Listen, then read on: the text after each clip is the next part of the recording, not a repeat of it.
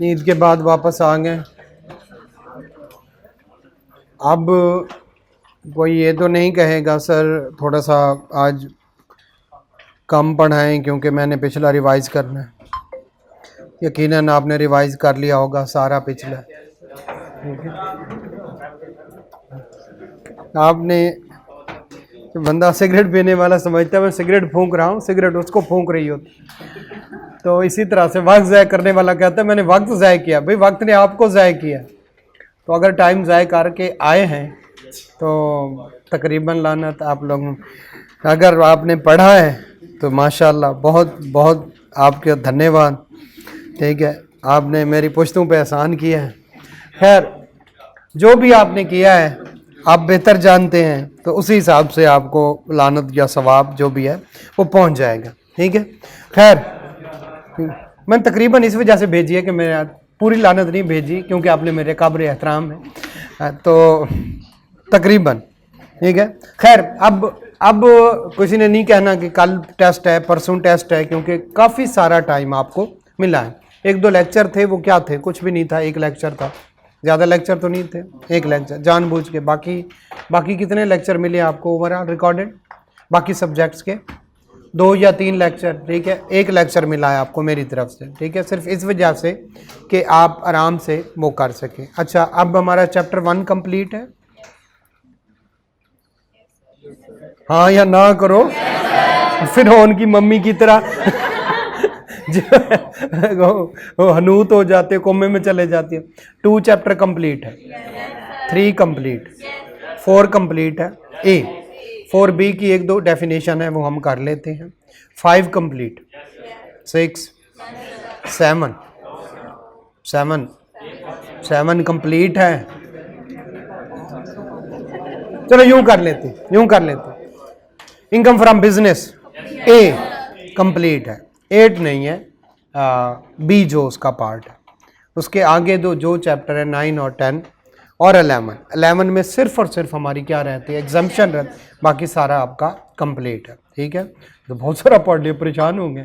ठीक है, अच्छा खैर जो भी है, तो अब हमने जो है स्टार्ट करना है इनकम फ्रॉम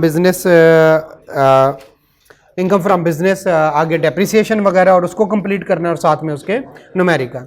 10 तारीख तक इनकम टैक्स हमने हर लिहाज से कोशिश करना है कि कंप्लीट हो जाए। अगले 20 दिन हम सेल्स टैक्स को देंगे और कोशिश करेंगे कि एंड तक। अच्छा, कुछ दोस्त हैं, मतलब हर एक का अपना विजन होता है, क्योंकि चूँकि हमने शुरू पहले किया था तो ज़ाहिर है लॉन्ग बैच है, शुरू पहले किया तो हमें तो जल्दी फ्री करना चाहिए। भाई आप खुद देखें कि आपको सिर्फ कितनी 8 या 10 छुट्टियां मिली, आप उस माहौल से निकल गए। अब खुद देखिएगा आखिरी 2-3 दिनों में आपको कोई पता नहीं कि मैं सीए कर रहा हूँ, ऐसा है या नहीं। अगर आपको 1.5 महीना पहले छोड़ दें या 2 महीने पहले छोड़ दें, आप पहले महीने 2 महीने में ये असर खो देंगे। देखें, अभी मैं पढ़ा रहा होता हूँ, पढ़ाते पढ़ाते सैलरी की बात कर लूँगा कि सैलरी में ये पढ़ा था। ठीक है, पढ़ाते पढ़ाते मैं आगे की बात कर रहा हूँ कि अब मैं ये होता है सीए के माहौल में रहना। सीए दोस्तों से मिलते हैं कि कुछ तुमने पढ़ लिया, ये होता है एक माहौल में रहना। 1 महीना काफ़ी है रिवीजन के लिए। अगर आपको पहले छोड़ दिया जाए तो इसका बुरा असर पड़ता है। आप शायद पहली दफ़ा पढ़ रहे हैं, हम पहले पढ़े भी हैं, पढ़ाया भी है। अच्छा, दूसरा फ़र्क समझे दोनों में। आपने 4 सब्जेक्ट उठाए मोस्टली, जो बाकी हैं उन्होंने 2 उठाए हैं, या मैक्सिमम किसी ने उठाए हैं तो 3। उन्होंने एक दिन में कितने सब्जेक्ट तैयार करने हैं, 2 या 3। आपने कितने करने? तो क्या आपको ज़्यादा पढ़ाया जाता? आपको थोड़ा थोड़ा पढ़ाया गया। तो ये ना समझे सर जी क्या फ़ायदा, मैंने उस दिन भी यही कहा था, सर जी लॉन्ग बैच का क्या फ़ायदा। ये फ़ायदा कि आप थोड़ा पढ़ के 4 सब्जेक्ट, और वो जो बाकी है, ज़ाहिर पेपर तो सबने सितंबर में देने हैं ना। अब उनको इस चीज़ की सजा दे, बाकी ग्रुप तो आप लेट स्टार्ट हुए, आपको जो है हम अक्टूबर में जाके सिलेबस कंप्लीट करवाएं। ठीक है, तो ये तो आप फ़र्क समझें, आपको 4 सब्जेक्ट और थोड़ा थोड़ा। जो नॉर्मल बैच हुआ उनके 2 सब्जेक्ट हैं या 3 सब्जेक्ट हैं, तो उनको ज़्यादा पढ़ाया गया है ताकि वो एक दिन में कौन कितना हजम कर सकता है। तो आपने 4 तक ही रहना है। आज तक जितना है आपका कोर्स कंप्लीट हो जाना चाहिए, जितना भी मतलब पढ़ चुके हैं वो आपकी रिवीजन समेत हो जाना चाहिए। क्यों? क्योंकि पहले आपको छुट्टियां मिली हैं ईद उल फितर की, मिलिए। फिर ये वाली क्रूशियल थी, क्योंकि ऑलमोस्ट 50%, 60%, 70% आप सिलेबस करके बैठे हुए हैं, तो आप उसको रिवाइज, इस वजह से आपको सिर्फ और सिर्फ एक लेक्चर दिया गया, ज़्यादा नहीं। रिकॉर्ड करवाने को तो जल्दी जल्दी सिलेबस आ गए, मैंने कहा भी था 16वां 17वां चैप्टर करवा, लेकिन फिर मैं रोक गया नहीं कि इनको जो है इनका टेस्ट भी है, आगे टर्म टेस्ट है, जो सारे चैप्टर का कहा हुआ था, ठीक है। तो उससे कुछ करके तो इंशाल्लाह जो भी जिसका भी एटीट्यूड है, जैसे तो सीए एक एटीट्यूड का नाम है, पढ़ने का नाम है कि मैंने पढ़ना है, ठीक है। तो अगर वो जहन में आए हैं तो आप खुद देखें, हम थोड़ा थोड़ा करके भी कितने तक पहुंच चुके हैं। ऑलमोस्ट 60 to 70% सिलेबस हमारा कंप्लीट हो चुका है, ठीक है। बाकी हमारे पास ये कुछ 7-8 दिन है, हम इंशाल्लाह इनकम टैक्स किसी हद तक क्या रह गया है, ये वाले चैप्टर रह गए हैं। उसके बाद एक चैप्टर आता है 13 चैप्टर, वो हम ऑलरेडी कर चुके हैं। किस तरह से वो आप इस तरह से किया है, वो है किसी बंदे की फॉरेन सोर्स इनकम हो, तो हमने थोड़ा सा पढ़ा है चैप्टर 4 में, फिर हमने फॉरेन से सैलरी एग्जेम्प्ट होती है कहीं पढ़ा है, फिर हमने अपॉर्चुनिटी में थोड़ा बहुत उसको पढ़ लिया कि उसको एक अलहदा से वो किया जाता। तो इसी तरह से फिर एक और जगह पे हमने फॉरेन इनकम को जो है वो सैलरी के अलावा कोई हो तो वो भी कहीं पे पढ़ी है कि वो फॉरेन वो हो, डिविडेंड हो, तो वो इनकम फ्रॉम अदर सोर्सेज में पढ़ा है कहीं पे, क्लियर।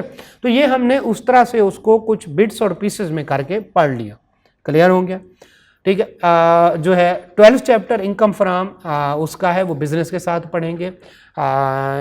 इनकम किसकी, एओपी की, वो हम बार बार कहते हैं, प्रॉपर्टी में शायद कहीं पे हमने पढ़ा था कि जब हम एओपी को पढ़ेंगे तो हम वहाँ पे जाके इसको पढ़ लेंगे, ये वाला। उसके बाद वाली जो चैप्टर है रिटर्न वाला चैप्टर है, उसके बाद एक जो है रिकॉर्ड वाला है, और एक चैप्टर है जो थोड़ा ट्रिकी है, उस पर हमें तकरीबन कोई 5 से 7 दिन चाहिए होंगे। अदरवाइज तो हम इस तरह से चलेंगे कि इनकम फ्रॉम बिजनेस, उसके न्यूमेरिकल, सैलरी के थोड़ा मुश्किल न्यूमेरिकल, और आखिरी 20 दिनों में कौन से वाले, ठीक है। तो जो है सेल्स टैक्स, लेकिन सेल्स टैक्स करते हुए भी हम 2 दिन बाद 4 दिन बाद सैलरी और बिजनेस, तब हम डिफ़िकल्ट लेवल पे पहुंच चुके होंगे, तो हम उनके क्या करेंगे, हम उनके कुछ न्यूमेरिकल करते रहेंगे ताकि सनद रहे और बबाक ज़रूरत काम है, ठीक है। तो हाँ, अदरवाइज़ तो भूल जाते हैं ना, ठीक है, 2 से पैसे लेके भूल नहीं, ज़रूरत पड़ी तो करेंगे, अदरवाइज नहीं, क्योंकि हम चूँकि लॉन्ग बैच था, डराता तो मैं आपको पहले दिन से रहा हूँ। ये होता रहता है कि किसी को बुखार का कहें तो सर दर्द आसानी से ले लेता है वो, तो एक्स्ट्रा क्लासेस होंगी, एक्स्ट्रा क्लासेस होंगी, तो आप शुक्र मनाते हैं कि नहीं हो रही, चलो ये फिर पूरी पढ़ लेते हैं। जी बेटा, नहीं, पूरे घंटे का, 1.25 घंटे का हो जाएगा जी। अब वो ये मेरे उसमें है कंसिडरेशन में कि वो गुजर जाता है, तो कल से या मैक्सिमम परसों से ये घंटे या 1.25 घंटे का हो जाएगा, वो ऑलरेडी मेरी उसमें। तो हर चीज़ प्री प्लान होती है, जैसे चल रही होती है। हाँ, आप पहली दफ़ा पढ़ चुके हैं, जैसे आपको चीज़ें नज़र आ रही होती हैं वैसे नहीं होती, ठीक है। बाज़ दफ़ा सही देख रहे होते हैं, गलत, जैसे हमने वही वाली बात आ गई कि जनाब हमने पहले शुरू किया तो पहले ख़त्म होना चाहिए, उसका नुकसान होता है। जो आप नहीं जानते हम जानते हैं। देखिए मेरी बात सुनिए, 15 दिन पहले आपको छोड़ दिया जाए, देखिए उनका सिलेबस हम अगर महीना बाद शुरू करा के टाइम पे कंप्लीट करवा सकते हैं, तो क्या आपका नहीं करवा सकते? अच्छा ये बताएं, आपके आने से टीचर के जो पर डे लेक्चर पैसे कॉलेज दे रहा है, उनके ज़्यादा पैसे लगेंगे या नहीं? और छोड़ दो, एसी की भी तो कॉस्ट होती है, को 3-4 घंटे आप बैठते होंगे, तो आपके आने में सरासर कॉलेज का नुकसान है। वैसे भी आपको मतलब इतनी जो है बाबरकत तो नहीं है कि आप आए और यहाँ पे कोई मतलब किसी तरह से आपका आना हमारे लिए कोई अच्छा शगुन नहीं होता। फिर भी हम आपको अगर बुलाते हैं उसकी वजह होती है, हर चीज़ प्री प्लान होती है, कोई नहीं होता। हाँ आप फ्री होते हैं, ओ यार नहीं पढ़ाता यार, आता है बातें करता है, वो छोड़ दे, ओ यार जानबूझ के घसीट, मुझे आज़ाद करे मैं जाके पढ़ूँ, हमें पता है तू जितना आज़ाद होके पढ़ेगा, ठीक है। तो ये इन चीज़ों को जहन में रखा कर, हमारी अपनी प्लानिंग होती है, चल रही होती है, कोई चीज़ इसमें ना कोई जो है डिफरेंट नहीं होती। हाँ आप दूसरों से मुआवजना करते हैं, फलाने क्या कर, हर टीचर का फिर अपना स्टाइल भी होता है, पढ़ाने का तरीका भी होता है, पेस होती है, कुछ जल्दी पढ़ा के आखिर पे स्लो पढ़ाते हैं, कुछ शुरू में स्लो पढ़ा के आखिर, हर एक का अपना स्टाइल होता है। देखें भाई भाई से मुख्तलिफ होता है, सगे भाई उनकी आदाद में होता है, इवन रिटेना, थम्स, तो ये डिफरेंस हो सकता है, बाकी प्लानिंग होती है, उसको छोड़ दें आप, ठीक है। हर लिहाज से आपका ही भला सोचा जा रहा होता है, वो आप जो है इंशाल्लाह आइंदा भी होगा। लेकिन जी हम स्टार्ट करते हैं छोटा सा 5B में से। कल से हम नया चैप्टर स्टार्ट करेंगे। आज ही हम थोड़ी सी अगर हम वापस चलें तो मैं थोड़ी सी मुझे बता दें ताकि कंप्लीटनेस के लिए चेक कर लें। हमने एक्यूमुलेटेड प्रॉफिट पढ़ लिया है? नहीं पढ़ा, ओके ठीक है। अकोमुलेटेड प्रॉफिट, ये डिडक्टेबल अलाउंस ये पढ़ लिया, ठीक है, ओके। असेसमेंट, ये असेसमेंट के चैप्टर है, लेकिन किसी हद तक हमने इनको डिस्कस किया था, ओके चलें कर लेते, ओके चलें।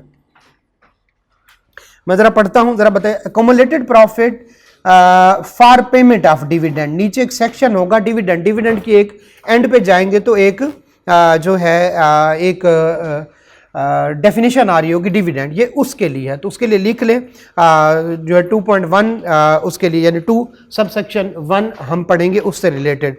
इंक्लूड्स, अकोमुलेटेड प्रॉफिट में क्या क्या शामिल होता है? Any reserve made out of reserve up from allowance, deduction, exemption, इन सब चीज़ों के बाद जो बच जाए वो क्या होता है? ये इसकी अगर नहीं समझ आ रही, इसके पता है ये क्या बला है? एक्सपेंस लेस हो के जो बाकी बच जाए वो क्या होता है? प्रॉफिट। प्रॉफिट को क्या करते हैं, बाज दफा क्या कर देते हैं कि आप लेते हैं और उसमें से क्या दे देते हैं, कुछ डिविडेंड टाइप की कुछ चीज दे देते हैं, डिविडेंड देते हैं। और डिविडेंड को जो है अगर डिविडेंड से पहले देख लिया जाए तो हमारे पास क्या आता है? प्रॉफिट आता है। और डिविडेंड दे के जो बचता है को रिटेन अर्निंग कहते हैं। पिछली सारी रिटेन अर्निंग को मिला लें तो क्या बन जाता है? हम कह सकते हैं कोई रिजर्व जो अलाउंस, डिडक्शन, एग्जम्पशन वगैरह निकाल के कोई प्रॉफिट बचा और हम उसको डिविडेंड देने के बाद किस में ले गए? रिजर्व में, वो हमारा क्या हो जाएगा? Accumulated profit. दोबारा अकोमुलेटेड प्रॉफिट हुआ, उसमें से कुछ क्या दे दिया? डिविडेंड। लेकिन वो प्रॉफिट कैसे हुआ? ये डिडक्शन, अलाउंस, ये सारी चीजें लेस कर, डिडक्शन, अलाउंस वगैरह लेस करने के बाद हमें मिला प्रॉफिट। प्रॉफिट में से कुछ हमने क्या दे दिया? डिविडेंड। बाकी जो बचा वो statement of changes in equity कुछ नाम वहां पे एज ए, लेकिन वो होगा क्या? Accumulated profit. पहला अकोमुलेटेड प्रॉफिट।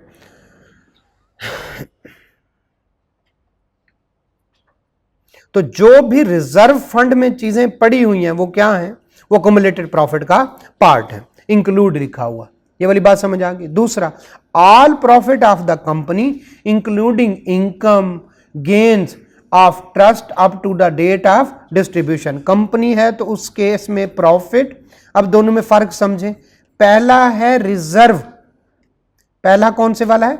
रिजर्व। ये सारा प्रॉफिट होने के बाद, डिविडेंड वगैरह देने के बाद जो हमने statement of changes in equity में ले गए तो वो भी है अकोमुलेटेड प्रॉफिट। और इस दफा जो प्रॉफिट में मजीद एडिशन हुई, अभी रिजर्व में ले नहीं गए लेकिन डिविडेंड के बाद जो बच गया वो क्या है? वो भी किसका पार्ट बन जाएगा? Accumulated profit. अच्छा, बेसिकली फर्क समझे दोनों में। एक होता है डिविडेंड।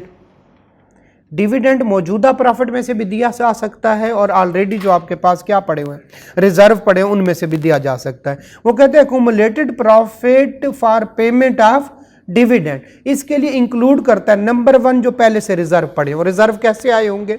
प्रॉफिट हुआ, प्रॉफिट कैसे हुआ? उसमें से सारी डिडक्शन, सेल्स में से क्या निकाली गई?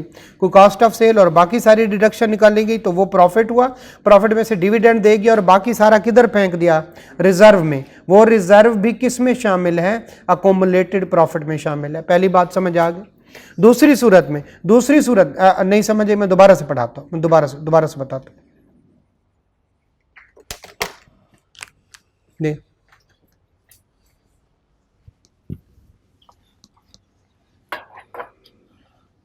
मैं बता,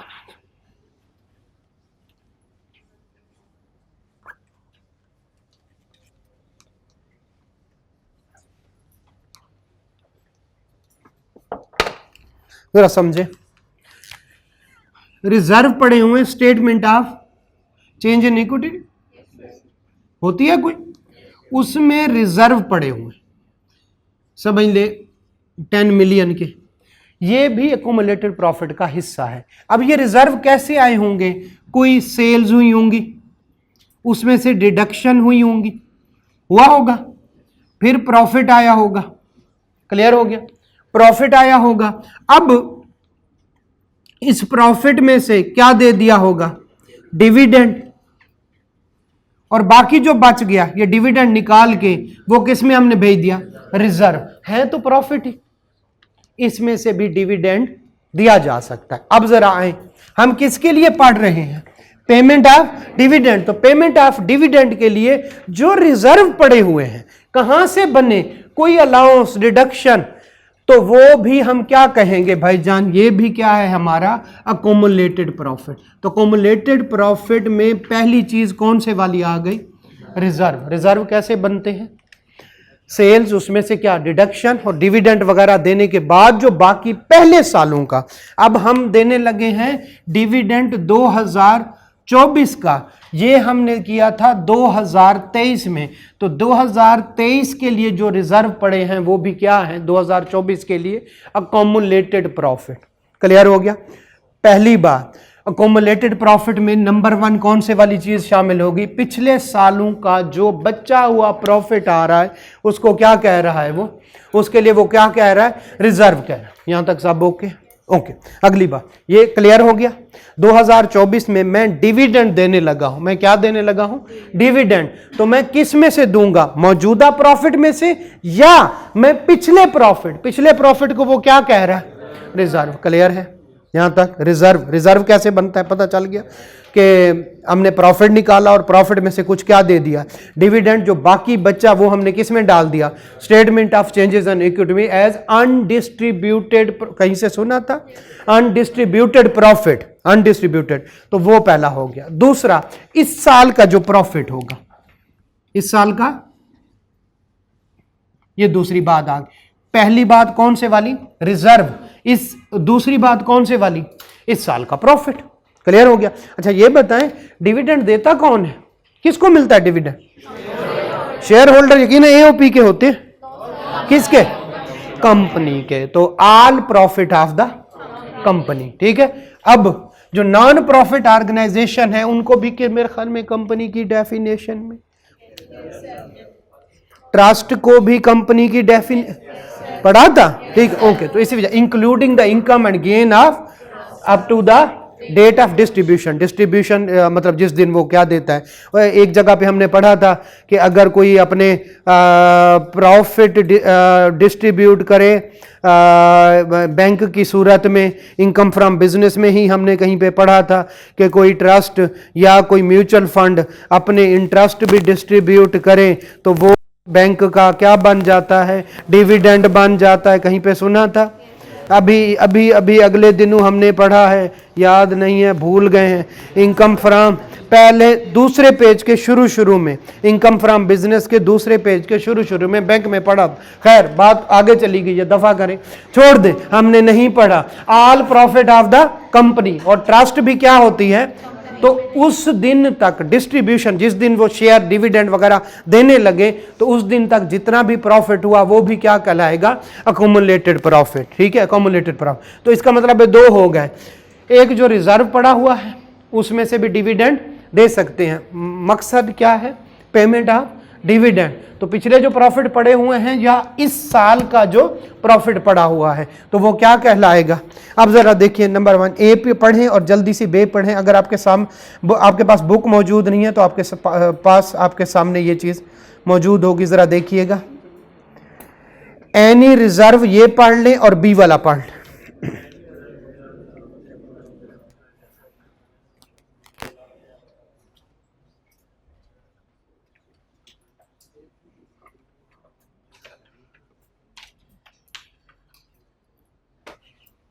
चले, any reserve made up of any allowance, deduction, exemption को रटा लगा ले अंडर दिस ऑर्डिनेंस। पहले से जो पड़े हुए थे वो भी अकोमुलेटेड प्रॉफिट है। दूसरा, all profit of the company या किसी ट्रस्ट के जो है वो गेन, वो किस तक? जिस दिन वो क्या करने लगे हैं, जिस दिन डिविडेंड देने लगे हैं उस वक्त तक का, उस दिन का, उस साल का प्रॉफिट। क्लियर हो गया? अच्छा, बाज दफा क्या होती है? लिक्विडेशन होती है। लिक्विडेशन सुना हुआ है कोई? बैंकरप्ट, बैंकरप्सी, कोई लिक्विडेशन, कोई कंपनी क्या हो रही है, लिक्विडेट होगी, इंसॉल्वेंट होगी, उस सूरत में कहते हैं रुक जाए। ठीक है। अच्छा, थोड़ा सा वाइडर कंसेप्ट है। यूजुअली आपके जो एसेट होते हैं वो शेयर होल्डर के होते हैं, कहीं पे सुना था?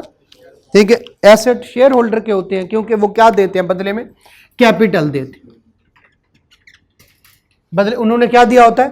कैपिटल। अब जितनी कंपनी के एसेट्स हैं वो किसके हैं? वो शेयर होल्डर के हैं। क्या एसेट डिविडेंड है? नहीं, वो तो किसके पास रहे? कंपनी के। अगला कंसेप्ट सुनिएगा, अगर कंपनी के पास यूजुअली क्या रहा है? एसेट रहा है तो किसके? शेयर होल्डर के, लेकिन ये डिविडेंड में शामिल नहीं होते क्योंकि कंपनी अपना क्या कर रही है? आज कंपनी हो रही है बंद, एसेट बिके तो पैसे किसके? शेयर होल्डर के। तो इस सूरत में अब कंपनी क्या हो रही है? लिक्विडेट हो रही है। क्या हो रही है? लिक्विडेट। तो अब ये सारे के सारे क्या हो जाएंगे? एसेट बिकेंगे और कहेंगे ये क्या है? जो इन्होंने कैपिटल दिया होगा। ठीक है, समझ ले। अब जरा दोनों को फर्क समझिएगा। एसेट है 1 लाख के, इन्होंने भी 10 लाख है कैपिटल, इन्होंने भी क्या लिया? 10 लाख। इन्होंने 10 लाख लिया, इन्होंने 10 लाख के एसेट ले लिया। ओके, ठीक है, चलता रहा चलता रहा चलता रहा। अब जरा समझिएगा, बाद में कंपनी हुई लिक्विडेट। ठीक है, कंपनी हुई लिक्विडेट और वो बिके 12 लाख के। इनको जो वापस करेंगे 10 लाख, वो तो इनका कैपिटल हो गया। ऊपर वाला 2 लाख क्या होगा? प्रॉफिट। और अब चूंकि कंपनी खत्म हो गई है और प्रॉफिट इनके पास जा रहा है, तो ये भी एक डिविडेंड समझ ले। ये भी क्या समझ ले? डिविडेंड समझ ले। तो पहले और दूसरे और तीसरे पॉइंट में फर्क समझे।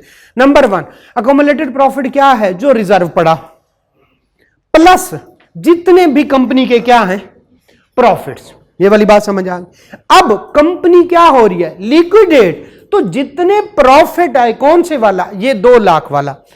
कंपनी के एसेट, इन्होंने कितना कैपिटल दिया होता? 10 लाख। अब एसेट कितने के बीच है? प्रॉफिट कितना? ये नॉर्मल प्रॉफिट नहीं है, ये कौन से वाला है? जो सेल वगैरह और कंपनी है। देखें, कंपनी मेरी है तो इस पे जो प्रॉफिट है वो किसका होगा? वो भी मेरा है। तो ये फिर अब किसकी सूरत में? जब इनको दिया जाएगा तो ये प्रॉफिट भी क्या होगा? डिविडेंड। लें जी, वापस आते हैं। कंपनी के पास जितना रिजर्व पड़ा हुआ है प्रॉफिट, वो भी अकोमुलेटेड प्रॉफिट है। इस साल जो प्रॉफिट हुआ है वो भी क्या है? वो भी अकोमुलेटेड प्रॉफिट है। और अगर कंपनी क्या हो रही है? लिक्विडेट, और उसके एसेट की सेल पे कोई प्रॉफिट होता है तो भी वो क्या है? Accumulated profit. अकोमुलेटेड प्रॉफिट 3 था। नंबर 1 रिजर्व, नंबर 2 कौन से वाला? नॉर्मल प्रॉफिट, और नंबर 3 कौन से वाला? लिक्विडेशन पे जो प्रॉफिट हो। चले जरा इसको खत्म करते हैं। अब देखें, all profit of the company including income gain of the trust to the date of liquidation. Clear हो गया? जो है अब किसी हद तक समझ आ गया, बड़े लेवल का क्वेश्चन था। लें जी, वापस है। रिजर्व, प्रॉफिट, नॉर्मल डिस्ट्रीब्यूशन, जैसे जब डिविडेंड दे रही हो। प्रॉफिट कब? जब डेट ऑफ लिक्विडेशन। क्लियर हो गया? तो ये सारे के सारे हमारे क्या आ जाएंगे? Accumulated profit. क्लियर है? क्लियर है? एक दफा पढ़ लें फिर आगे चलें, खुद से एक दफा रीडिंग कर लें। कोई क्वेश्चन सवाए इस एग्जाम्पशन के कुछ भी समझ नहीं आता तो मुझे बता दें, फिर आगे चलें।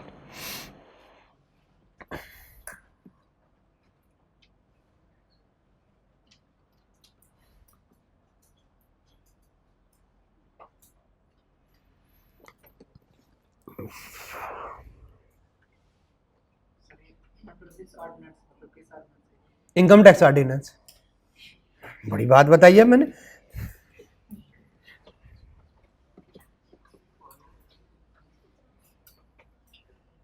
लिख लें लिख लें लिख लें, साथ में अगर नहीं है रजिस्टर पे लिख लें, घर जाके लिख लीजिएगा।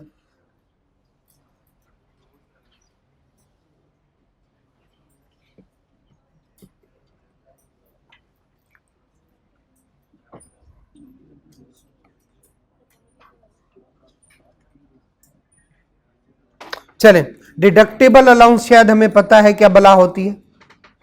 वैसे तो कम्युलेटेड प्रॉफिट भी पता था, लेकिन यहाँ पे चूंकि टेक्निकल लिखा हुआ है, an allowance that is deductible from the total income, आगे याद करने की जरूरत नहीं है, ठीक है, यहाँ था, ठीक है, एंड अलाउंस दैट इज, ठीक है। असेसमेंट एंड असेसमेंट ईयर हम चैप्टर नंबर 16 के बाद पढ़ेंगे, ये जरा लिख ले, चैप्टर नंबर 16 बल्कि 18 के बाद हम पढ़ेंगे, हमें ज्यादा बेहतर समझ आएगा प्रोविजन असेसमेंट क्या होता।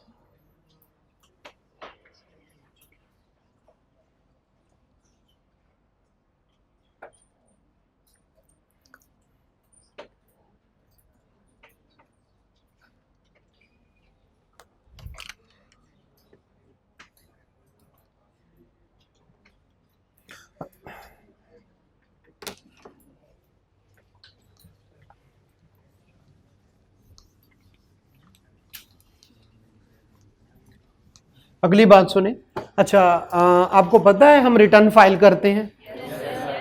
नहीं जी, रिटर्न भरने के मेरे ख्याल कुछ 6 साल के अंदर अंदर नोटिस आ सकता है। जिस साल करते हैं उससे 5 साल, इसका मतलब है अगले साल करते हैं तो 6 साल नोटिस आ सकता है। नोटिस का रिप्लाई करते हैं, ठीक है। फिर हमें क्या आता है? Show cause notice. अगर वो मुतमिन है तो ठीक है, नहीं तो फिर क्या आ जाएगा? Show cause notice. Show cause notice आता है, उसका रिप्लाई करते हैं तो हमें ऑर्डर आ जाता है। ऑर्डर होता है इतने, या तो मुतमिन हो जाएगा या फिर ऑर्डर देगा। ऑर्डर के साथ साथ चलान फॉर्म भिजवा देता है, इतने पैसे मजीद जमा करवाओ। क्लियर है? अच्छा, पहले ये सारा कुछ होता था फिजिकल, अब ये ऑनलाइन हो रहा है। हमें नोटिस आ जाता है, आयरिस एक सॉफ्टवेयर है, शायद आपने सुना, आयरिस एक सॉफ्टवेयर है, वहां पे नोटिस आता है, हम उधर ही सारा कुछ वर्ड पे बना के कॉपी पेस्ट कर देते हैं, उनके पास चला जाए। वो फिर हमें मजीद जो शो काज नोटिस आता है वो भी किस पे आ जाता है? आयरिस पे आ जाता है। अच्छा, हम अपने डॉक्यूमेंट्स सारा कुछ, ठीक है, ना सिर्फ अपने जो है ये जो आप कर रहे हैं ना, कोई करते हैं एंट्री डेबिट, कुछ क्रेडिट करते हैं, उसके बाद वो लेजर में चली जाती है। लेजर से कोई ट्रायल बैलेंस नहीं, आप अकाउंटिंग पढ़ते हैं, मैं काफ़ी देर पढ़ी भूल गया। अच्छा, तो फिर उससे क्या बनना? ट्रायल बैलेंस बना के, तो फिर उसके बाद आगे फिर नोट्स टू द अकाउंट्स और बैलेंस शीट। और ये आपको पता है ये सारा बकवास कर रहे हैं आप, मतलब कुछ नहीं कर रहे, कोई कंसेप्ट नहीं है, ये सारा सॉफ्टवेयर कर रहे हैं आप एंट्री भी नहीं करते, आप डबल एंट्री भी नहीं करते। कंसेप्ट होना चाहिए, कंसेप्ट होना चाहिए, बेसिक कंसेप्ट है। जी जी, बिल्कुल सही कहा, आप पागल हैं। आप बिल्कुल सही पहचाने हैं, ठीक है। ये सारा कुछ सॉफ्टवेयर कर रहे हैं, ठीक है। नहीं नहीं, झूठ नहीं है। सॉफ्टवेयर बनाने वाले को तो डेबिट क्रेडिट करेगा ना। आप अब सॉफ्टवेयर बनाने वालों में शामिल हो जाएं। जो सॉफ्टवेयर बना रहा उसे कहो अकाउंटिंग वाली साइड मुझे आती है, मैं बना के देता हूं। सॉफ्टवेयर यूज करने वाले के लिए जरूरी नहीं है, लेकिन ट्रायल बैलेंस भी बनता है ऑटोमेटिक। जैसे एंट्री करते हैं वो ट्रायल बैलेंस में भी चली जाती है, लेजर में भी चली जाती है, उसका आगे profit and loss balance sheet सारा कुछ, ये भी इलेक्ट्रॉनिक रिकॉर्ड कहता है। दो बातें, हमें नोटिस आया, हमने रिप्लाई किया, हाँ ये सारा कुछ बन रहा है। ये जो अपने फाइनल अकाउंट और कंट्रोल अकाउंट अपनी तरफ से बड़े फन्ने खान बन रहे हैं, ये सारे सॉफ्टवेयर बना रहे हैं, आपके कोई वो नहीं है, इसमें कोई इनपुट नहीं होगा। हाँ, सॉफ्टवेयर बनाने में आपका इनपुट होगा, वो एक दफ़ा दे देंगे, आगे फिर बिकता रहेगा, चलता रहेगा। तो जो कंपनी जितने भी यूज़ कर रही है वो सारा कुछ बन जाता है। तो ये ना होना कल से छोड़ दे सर जी मैं नहीं पढ़ता, ये तो सारा कुछ सॉफ्टवेयर कर रहे हैं। तो अंसारी साहब ने मुझे भी बुला लेना है और आप भी वहाँ पे पहले खड़े होंगे। अच्छा चले, तो वापस आते हैं भाई। ये सारा दोबारा से उसने हमें नोटिस भेजा, हमने रिप्लाई दिया, ये सारा कुछ किस पे चल रहा होता है? इलेक्ट्रॉनिकली, यानी ऑनलाइन। इसको भी इलेक्ट्रॉनिक रिकॉर्ड कहते हैं। और हम अपना रिकॉर्ड, यानी जो लेजर है, जो ये ट्रायल बैलेंस है, ये सारा कुछ कहाँ पे रखते हैं? ये भी सारा कुछ इलेक्ट्रॉनिकली रखते हैं। अब रजिस्टर नहीं होते। ये जो परचेज डे बुक सुना है, सेल्स डे बुक, अच्छा नहीं मैं ये नहीं कह रहा नाम बनाए, लेकिन ये सारा कुछ कहाँ ऊपर से रिकॉर्डिंग भी हो रही। अच्छा, और ये सारा कुछ कहाँ पे है? अब ये सारा कुछ सॉफ्ट में होता है। यानी मुझे कोई अगर किसी मेरे क्लाइंट का कहे कि भाईजान उसकी बैलेंस शीट भेजो, तो मैं क्लाइंट को नहीं कहूंगा। मेरे पास, मैंने सॉफ्टवेयर खुद दिया हुआ है, उसके सॉफ्टवेयर की मेरे पास एक्सेस है। मैं इधर से ही जो है वो क्या कर सकता हूं, उसके क्या अकाउंट्स में क्या कर सकता हूं। कोई हाल नहीं।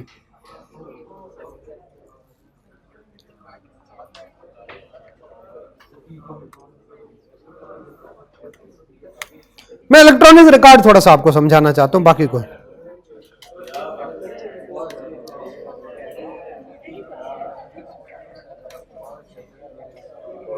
दो मिनट दीजिएगा ताकि आपको थोड़ा सा प्रैक्टिकली वो हो जाए। 1 मिनट रिकॉर्डिंग होगी।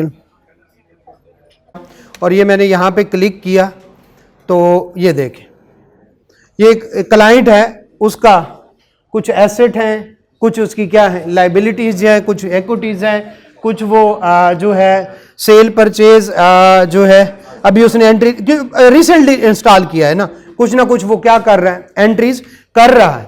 और मैं यहाँ पे बैठे बैठे उसकी सारी एंट्रीज को यहाँ पे मैं देख सकता हूँ। ज़रा देखिएगा, मैं उसकी जाके यहाँ से प्रॉफिट एंड लॉस अकाउंट किधर है, स्टेटमेंट आराम से जो है मैं यहाँ से बैठे क्या कर सकता हूँ, क्रिएट कर सकता हूँ। ठीक है, क्योंकि अभी कुछ नहीं एंट्री हुआ तो ये देखे बता रहा है 24/6/2024, तो ये सारा यहाँ पे आ जाएगा। इस तरह से मैं उसकी कोई ना कोई बैलेंस शीट कोई भी लेता हूँ। ये सारा इलेक्ट्रॉनिक रिकॉर्ड कहता है, तो मुझे कोई ज़रूरत नहीं। तो क्या ये सारा कुछ उसके पास नहीं होगा, FBR के पास? जब आपने अपनी रिटर्न फाइल की हुई है तो वो आराम से, बजाय कि आपको नोटिस भेजे, वो पहले अगर बंदे के पुत्र हैं और उनको कुछ पता है इन चीज़ों का, तो चुप करके वो जाएगा जो है आपकी रिटर्न पे, और सबसे पहले तो वो आपके क्या करेगा, वो आपकी रिटर्न देखेगा और उसमें जो कमियां बेशियां उसको नजर आएंगी वो आपको क्या भेजेगा, वो आपको कोई ना कोई भेज देगा। ठीक है, तो ये सारा देखें ना, ये देखें, ये अकाउंट रिसीवेबल हैं, कुछ क्या है, कुछ पेएबल हैं। अगर आप इसमें मज़ीद चाहते हैं कि ये कैसे हुआ तो आप वहाँ तक जा सकते हैं। ये क्या कहता है, एक कोई ऑडिट अलायंस के कुछ थे, और आप अगर चाहते हैं जी हमें वाउचर भी दिखा दें, तो ये वाउचर जहाँ से बना जैसे भी, तो ये सारा कुछ ठीक है, तो ये सारा कुछ आ रहा है। ठीक है, ये सारी की सारी एंट्रीज क्या होता है, सारा कुछ ये आ रहा है। कहने से मुराद है इलेक्ट्रॉनिक रिकॉर्ड, जी इलेक्ट्रॉनिक नहीं कॉन्फिडेंशियल नहीं है। ठीक है, आपको क्या नजर आ रहा है तो उसके कोई चले, ठीक है, ले जी वापस आते हैं। तो ये सारा कुछ कहां पे रखा गया है, फिजिकली नहीं है, मैंने उसके कोई रजिस्टर चेक नहीं किए, मैं बल्कि मेरे पास ये सारा सॉफ्टवेयर मेरा दिया हुआ है, अभी कल ही लगाया तो उसने कहा, और ये कोई कॉन्फिडेंशियल नहीं है, अभी वो हिट एंड ट्रायल पे कर रहे हैं। मैंने उन्हें कहा आप वाउचर डालें, एंड पे जब सही वाले एक्चुअल वाउचर डालने होंगे तो ये सारे डिलीट कर देंगे। अभी वो सिर्फ प्रैक्टिस कर रहे हैं, तो उनकी जिन्होंने जितनी वो प्रैक्टिस की है वो भी सारी मेरे पास आ रही है, क्योंकि मैंने दिया। एक क्लाउड बेस कहते हैं इसको, इसके लिए कोई सर्वर की ज़रूरत नहीं, कोई वायर की ज़रूरत नहीं है। ठीक है, सॉफ्टवेयर आप कहीं भी बैठे हो, तो इससे क्या होता है, अगर कोई जैसे अगर कोई बिजनेसमैन है और यूके चला जाता है, उसको पता चले कि पीछे क्या हो रहा है, तो आराम से वहां से बैठ के आज कितने वाउचर एंटर हुए, आज कितनी सेल हुई, कितनी परचेज हुई, किसने वाउचर एंटर किया, ये सारा कुछ कहां पे आ जाता है, ऑनलाइन हमें अवेलेबल होता है। तो जनाब हम आते हैं इलेक्ट्रॉनिक रिकॉर्ड की तरफ से, जरा आइएगा, जिसके लिए मैंने इतनी बड़ी तमहीद बांधी है। Electronic record includes content of communication and transaction. Communication किसके साथ, FBR के साथ, और कौन से वाली, ट्रांजैक्शन, यही डेबिट क्रेडिट, ये सारा अंडर दिस ऑर्डिनेंस। ज़ाहिर है हम तो टैक्स का रिकॉर्ड देखेंगे, इंक्लूडिंग कोई चीज अटैच की, कोई एनेक्जर, ठीक है, कोई अकाउंट्स, कोई रिटर्न, कोई नोटिस, कोई भी उसकी एसोसिएटेड इंफॉर्मेशन जो हमने क्रिएट की, कोई सेंड की, कोई फॉरवर्ड की, कोई डाउनलोड की, कोई पढ़ी, कोई प्रिंट की, एक जगह पे भी हो सकता है, और सेवरल कौन से वाले इलेक्ट्रॉनिक रिसोर्सेज पे हो सकता है, सिर्फ मेरे सिस्टम में भी हो सकता है, उसको कहते हैं सर्वर बेस। ठीक है, और ज्यादा जगहों पे और रिमोटली मौजूद हो तो उसको कहते हैं क्लाउड बेस। अभी जो मैंने आपको बताया ये क्लाउड बेस है, ये नहीं है मैं इस्तेमाल करता हूं तो बादलों में चला जाता हूं। ये जिस तरह जीमेल की जो है होती है कोई, मतलब जीमेल आपके अकाउंट्स, आपके कॉन्टैक्ट्स वो कहां पे सेव हो रहे होते हैं, नया मोबाइल लेते हैं उसमें आ जाती हैं, ये क्लाउड बेस होती है। क्लियर हो गया? तो इलेक्ट्रॉनिक रिकॉर्ड, ठीक है, इलेक्ट्रॉनिक रिकॉर्ड, दोबारा से इलेक्ट्रॉनिक रिकॉर्ड क्या है, कम्युनिकेशन और ट्रांजैक्शन, ये सारे काम अगर क्या किए, क्रिएट किए, सेंड किए, फॉरवर्ड किए, कॉपी किए हैं, डाउनलोड, तो ये सारे के सारे कहां पे आएंगे, किस में आएंगे बेटा? इलेक्ट्रॉनिक रिकॉर्ड में। ये सारे के सारे, लेकिन है किसके लिए? हम चूंकि इनकम टैक्स ऑर्डिनेंस पढ़ रहे हैं तो टैक्स पर्पस के लिए, मतलब वो रिकॉर्ड जो हमने टैक्स वालों को दिया या वो रिकॉर्ड जो हमने टैक्स वालों के लिए संभाल के रखा हुआ है। क्लियर है? आगे चलते हैं। नॉन प्रॉफिट ऑर्गेनाइजेशन शायद हमने पढ़ लिखा है। प्रिंसिपल ऑफिसर, अच्छा, tax payer, okay, board, federal board को कहते हैं, बड़ी बात बताई। अच्छा, आईटी इनेबल्ड सर्विस हमने पढ़ ली, ये पढ़ लिया। आगे चलते हैं। परमानेंट एस्टेब्लिशमेंट नहीं, ये पढ़ना। एसोसिएट हमने पढ़ ली, ओके। आगे चलते हैं। रिलेटिव हमने पढ़ लिया है, एसोसिएट में ही था, ठीक है। डिविडेंड जरा बड़ा है, इसको जरा आइएगा। फी फॉर टेक्निकल सर्विसेज ये पढ़ लेते हैं, ठीक है, पढ़ लेते हैं और इसको खत्म करते हैं। Means fee for technical service, आपने कोई टेक्निकल सर्विसेज दी, वो सैलरी ना हो, सैलरी के अगेंस्ट भी सर्विस दे रहे होते हैं, सैलरी के अगेंस्ट भी सर्विस दे रहे होते हैं, लेकिन उसके लिए क्या रहे होते हैं? वो किसी और जगह। Fee for technical, amount received whether periodical या लमसम, आपको किस्तों में मिल सकती है, इकट्ठे मिल सकती है। For rendering of managerial, technical या कंसल्टेंसी सर्विसेज, ठीक है, इंक्लूडिंग सर्विसेज जो है ऑफ टेक्निकल और जो है अदर पर्सन, ठीक है, इसको अभी बट डज नॉट इंक्लूड, इसमें कुछ चीजें शामिल हैं। Amount received for service render for construction, assembly और लाइकवाइज प्रोजेक्ट। ये आपने एक जगह पे पढ़ा था, कॉन्ट्रैक्ट, एक होती है सेल ऑफ गुड्स, एक होती है सर्विसेज और एक होती है वो उसमें चला जाएगा ना, तो ये फिर फी फॉर टेक्निकल सर्विसेज में नहीं होगा। और तीसरे वाला किस में उसने निकाल दिया? सैलरी निकाल दिया। ये क्या बला है? ये फी फॉर होती तो आप सर्विस दे रहे होते हैं और क्या ले रहे होते हैं बदले में? पैसे,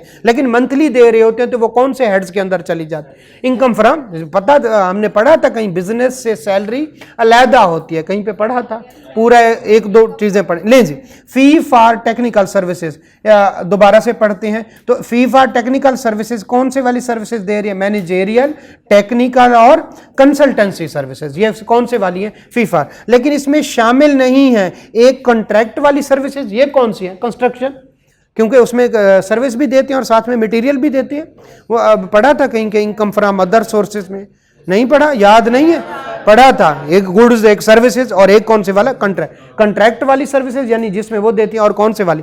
सैलरी को निकाल के बाकी, अगर सैलरी और जो है कॉन्ट्रैक्ट को निकाल के बाकी कोई भी मैनेजेरियल, टेक्निकल या कंसल्टेंसी सर्विसेज दें, तो जो डॉक्टर दे रहा होता है वो कौन सी वाली सर्विसेज है? फी फॉर टेक्निकल सर्विस। जो चार्टर्ड अकाउंटेंट दे रहे होते हैं वो फीस उसमें बदले में दे रहा होता है, तो वो फी कौन से वाली दे रहा होता है? Technical service. Clear? Private company हमने पढ़ लिया, पब्लिक कंपनी हमने पढ़ लिया, डिटेल से पढ़ लिया। स्मॉल कंपनी पढ़ लेते हैं, ठीक है। Means a company, small company means a company, इसके फौरन बाद है लॉक है किसका? बिला का, ठीक है, okay. Means a company register on और आफ्टर 1 जुलाई 2005, ठीक है। अच्छा, स्मॉल कंपनी क्यों हम पढ़ रहे हैं? ये पहले भी डिस्कस हो चुका है, काफी सारी चीजें हैं जो मैं आपको याद दिला रहा हूं। नॉर्मल कंपनी का रेट होता है 29%, जो स्मॉल कंपनी है कहीं पे डिस्कस हुआ था उसका होता है 22%, उसका रेट जरा कम होता है। तो कम है वो भी कंपनी, ठीक है, लेकिन उसको क्या कह रहे हैं? Small company.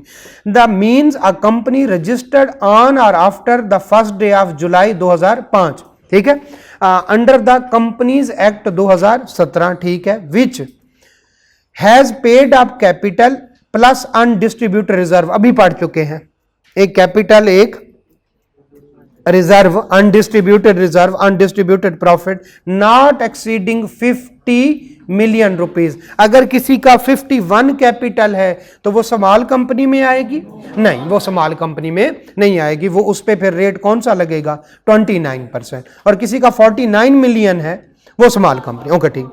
Has implies not exceeding 250 ढाई at any time during the year, ठीक है, ड्यूरिंग द ईयर। चलिए सर आ गया, कल यहीं से स्टार्ट करें।